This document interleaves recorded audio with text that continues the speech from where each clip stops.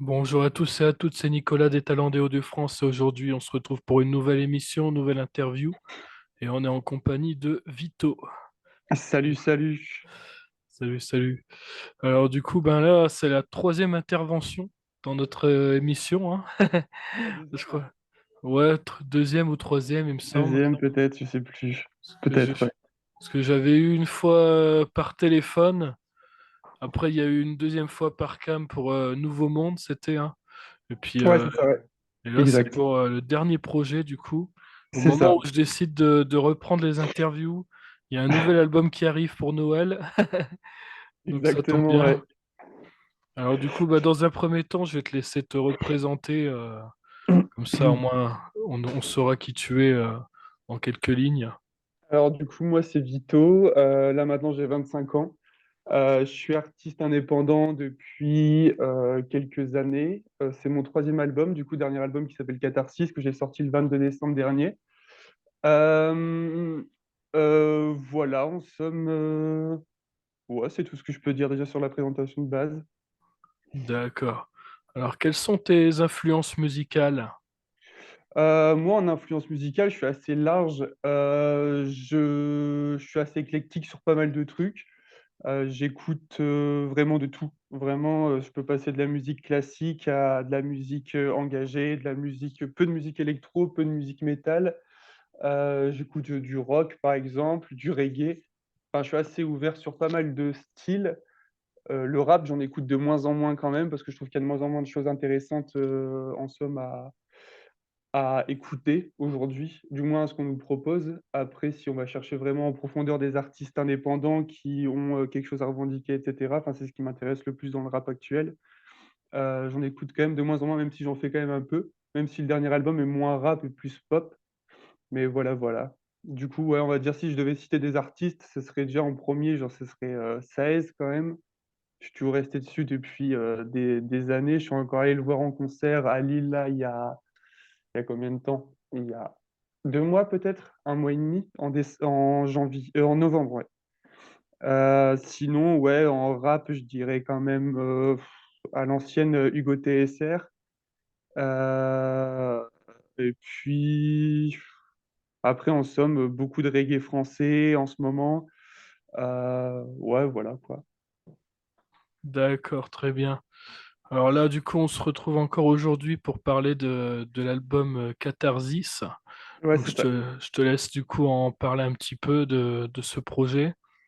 Alors, Catharsis, c'est mon tout dernier album, un album de 9 titres, dont une intro et une interlude.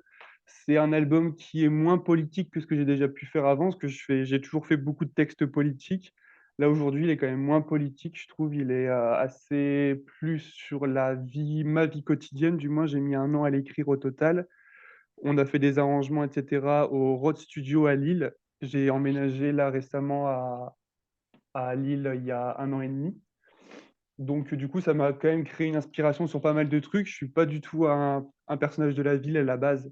Je suis beaucoup plus de la campagne, etc. Donc, le fait d'arriver en ville, grande ville comme ça m'a fait prendre conscience de plein de choses. Tu découvres quand même pas mal de classes sociales différentes, tu découvres de nouvelles personnes et aussi le fonctionnement de chacun qui est quand même assez différent. Catharsis, ça veut dire déjà de base une purgation d'émotions. C'est un peu comme si tu purgeais des émotions dans une activité. Et là, c'était un peu pour moi comme ça que j'ai pu purger mes émotions dans cet album-là.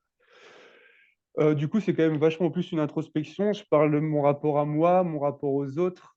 Je peux parler également aussi, bon, il y a quand même pas mal de sujets aussi politiques, mais qui sont beaucoup moins, comment dire, sont beaucoup moins explicites, c'est beaucoup plus implicite. J'essaie de faire des références plus subtiles qu'avant, et donc voilà, voilà. D'accord, très bien. Alors, quelle a été ta façon de composer dans cet album? Bah, à la base, j'avais commencé à écrire des textes sur des instrumentales que j'ai pu dérober sur Beatstar.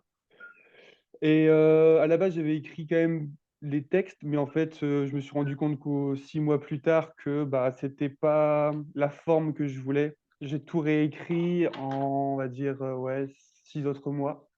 J'avais déjà les premières grandes lignes, un peu comme s'il y avait un arbre, et du coup, essayer de trouver les branches des branches, etc. J'ai tout réécrit et puis on a tout enregistré, du coup à Lille. On a fait des arrangements pour du coup essayer d'incruster aussi parce que j'ai une intro et une interlude et on a essayé de faire des arrangements le mieux possible pour faire en sorte que dans le stream, ce soit le plus fluide, qu'en fait, il y a un lien, une ligne directrice aussi dans l'album. Hem Et ouais, voilà. Donc, la ligne directrice, ça pourrait partir, tout commence par une remise en question, d'où le nom du 1er morceau. Hem, Dans Monopoly, le deuxième titre, j'aborde plutôt le système, mis en place, un peu la vision superficielle des gens. Hem, Ensuite, l'enfer, c'est les autres. Du coup, c'est forcément mon rapport aux autres, comment on perçoit les choses. Joie en moi, c'est plutôt un rapport avec l'addiction. J'attends Godot, c'est justement le fait qu'on procrastine constamment, qu'on a toujours la flemme, qu'on bouge jamais et que du coup, on attend toujours quelque chose qui n'arrivera jamais. Il y a beaucoup de références littéraires aussi dans ce dernier album. J'ai fait des références, du coup, j'attends Godot par rapport En attendant Godot de Beckett, qui est une pièce de théâtre. Je fais des références aussi à Baudelaire, je fais des références à Rimbaud, Verlaine, des références à, Sartre avec L'enfer c'est les autres, par exemple. Beaucoup de références littéraires, beaucoup de littérature française aussi. C'est un truc, qui me tient à cœur de ramener ça aussi un peu dans la musique actuelle. C'est que, c'est des références qu'on n'a plus tellement aujourd'hui, qui sont un peu dépassées, un peu, has-been, quoi. Donc, là, j'aimerais bien aussi, rendre le truc beaucoup plus, à la page, quoi. D'accord. Alors, est-ce que justement tu as des objectifs à réaliser avec ce projet, notamment peut-être une scène ou un duo avec un artiste en particulier Là, pour l'instant, j'ai une scène de prévue le 22 février à Fruges, donc dans le 6-2, ça va être vers 20h30. Je ne sais pas encore où sera la salle. C'est pour une association qui se bat contre le cancer. Également, on est en contact avec Tonio Frima, il me semble. C'est un Ah, artiste oui, de folk. Downton, ouais. Ouais, J'ai c'est déjà ça. interviewé, ouais. Ah bah ouais, incroyable.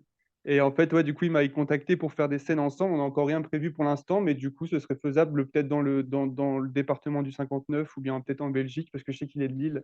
Et du coup, c'est un Hmm. copain aussi à celui à qui j'ai enregistré, je m'en suis rendu compte. Et voilà, du coup, on a peut-être prévu des scènes et des dates, mais encore rien de concret pour l'instant. Donc, c'est le temps de chercher, le temps aussi que même moi aussi, je puisse faire mon set de concert pour aussi que parce que c'est aussi ça, ça fait 1 an que j'ai arrêté de faire des concerts. Mon dernier concert, ah non, j'en avais fait un quand même cet été, mais l'un de mes derniers concerts, c'était en novembre, sans compter celui de cet été à Dour.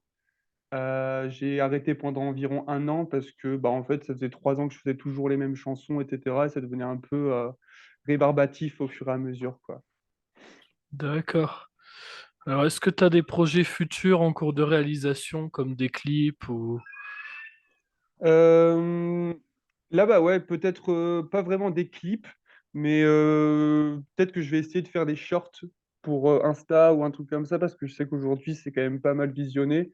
Des trucs archi simples, hein, vraiment sur le montage, d'aujourd'hui. Mais sinon, non, j'ai pas prévu spécialement de clip pour cet album-là parce qu'en fait, question de moyens et cetera, j'aurais voulu faire un truc archi propre, mais ça coûtait vraiment beaucoup trop cher. Je préfère peut-être plus me réserver pour 2024 à faire un beau clip, sur un seul single, quoi, ou 2 peut-être. D'accord. Alors, quel conseil tu donnerais justement à quelqu'un qui veut débuter dans la musique? En somme, de persévérer, parce qu'en somme, de devenir, musicien ou juste chanteur ou juste, rappeur ou quoi que ce soit, c'est quand même du travail. J'ai commencé la guitare, moi, quand j'avais, ouais, 14 ans, 15 ans peut-être. Et c'est vrai qu'au début, moi, la première année, les 2 premières années, c'est quand même assez compliqué d'avoir des résultats directs. Moi, je pensais que ce serait surtout de persévérer, puis d'aimer aussi de faire ce qu'on fait. Je sais qu'il y a beaucoup de musiciens aussi qui sont passés par le conservatoire et c'était tellement un engagement strict et avec, des tellement carré qu'en fait, on oublie le plaisir de la musique. Je pense que c'est de persévérer et d'aimer, faire ce qu'on fait à la base. D'accord. Alors, Quelle est ton opinion aussi justement sur l'importance des plateformes de streaming dans l'industrie musicale aujourd'hui? L'importance aujourd'hui, je trouve que ça fait un peu brouillon aujourd'hui les plateformes de streaming parce que avant on avait un peu cet esprit-là des plateformes où en fait on aujourd'hui tout le monde peut trouver, bah, peut mettre ses chansons sur plateforme. On peut trouver de la qualité comme de la moins bonne qualité. Je j'accorde peu d'importance en vrai au streaming, même aux chiffres. Aujourd'hui, maintenant, je me suis détaché de tout ça. Ça me comptait quand même quand j'avais commencé, mon entreprise parce que je me disais quand même que les chiffres, c'était important. Ça prouvait aussi un peu ta valeur aussi, au sein du monde artistique, enfin, en France du moins et non, en vrai, maintenant, je suis carrément détaché de tout ça, des résultats, des chiffres. Enfin, ça m'est égal un peu, tu vois? Tant que je peux vivre décemment, avec ma musique, le reste, je m'en fiche un peu, quoi. D'accord. Alors, sur quel réseau justement on peut te retrouver un peu pour voir si tu as des concerts de prévus, tout ça?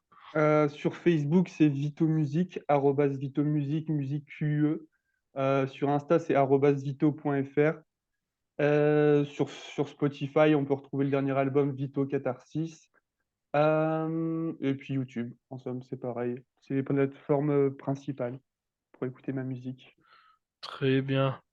Voilà, bah moi je pense qu'on a fait un peu le tour hein, là-dessus. En tout cas, je te remercie d'avoir encore intervenu à travers notre émission, hein. Bah, C'est merci à toi de m'avoir invité. toujours un plaisir de suivre tes projets du coup, hein. C'est gentil, merci beaucoup. Voilà. Mais en tout cas, je vais également dire au revoir à tous les auditeurs, auditrices de cette émission. J'espère qu'elle vous aura plu et n'hésitez pas à suivre l'actualité de Vito directement sur ses réseaux sociaux. C'est gentil, merci. Voilà. Salut, salut. Salut.